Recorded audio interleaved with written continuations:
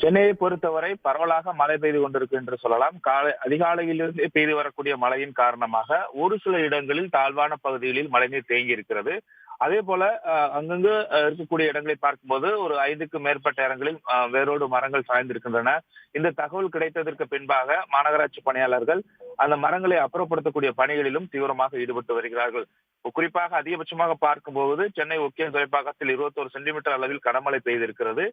அதே போல மேடவாக்கத்தில் 18, பாரிமுனையில் அடையாறில் 17, ஈஞ்சம்பாக்கம் 16 என அதிக ஒரு கனமழை என்பதை பார்க்க முடியுது. அதிகாலையிலிருந்து மிதமான மழையும் ஒரு சில இடங்களில் இடியுடன் கூடிய கனமழையும் பெய்துவதையும் பார்த்துக் கொண்டிருக்கிறோம். இந்த நிலையில் தான் சென்னை லயோலா கல்லூரி எதிரே இருக்கக்கூடிய டேங்க் பண்ட் சாலையில் காற்றில் வேரோடு மரம் சாய்ந்திருக்கிறது. அந்த சாய்ந்திருக்கக்கூடிய மரத்தை மாநகராட்சி பணியாளர்கள் அப்புறப்படுத்தக்கூடிய பணிகளில் ஈடுபட்டு வருகிறார்கள்.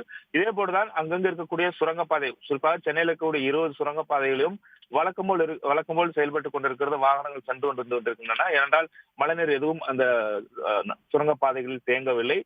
தொடர்ந்து காற்றுடன் கூடிய லேசான மழை பெய்து கொண்டிருந்தாலும் மக்களுடைய இயல்பு வாழ்க்கை பாதிப்பு இல்லாமல் சென்று கொண்டிருக்கிறது. ஏனென்றால் நேற்று பார்க்கும்போது அதிகாலை இடியுடன் கூடிய கனமழை என்பது தொடர்ந்து பெய்து கொண்டிருந்ததன் காரணமாக பல இடங்களில் அதிக அளவிலான மழைநீர் தேங்கியிருந்தது. அதுவும் கூட மழை விட்டதற்கு பின்பாக உடனடியாக வடிந்து சென்றதை நாம் பார்த்திருந்தோம். இந்த நிலையில் தான் இன்று சென்னையில் பரவலாக மழை பெய்து கொண்டு வரக்கூடிய நிலையில் ஒரு சில இடங்களில் தாழ்வான பகுதிகளில் மழைநீர் தேங்கியிருப்பதோடு மரங்களும் வேரோடு சாய்ந்திருக்கிறது. அந்த மரங்களை அப்புறப்படுத்தக்கூடிய பணிகளையும் மாநகராட்சி பணியாளர்கள் தீவிரமாக மேற்கொண்டிருக்கின்றார்கள்.